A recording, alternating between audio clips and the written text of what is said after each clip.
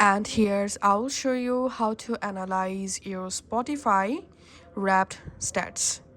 In Spotify, here is no option to analyze your stats. To do that, you have to open a browser on your mobile.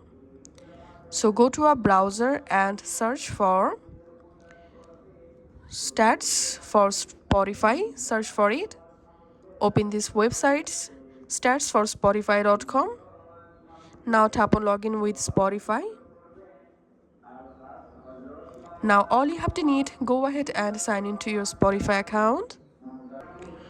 And once you're successfully logged in here, you have to go down and tap on agree. And you directly jump into stats for Spotify dashboard. Here we can see top tracks, top artists and top genres.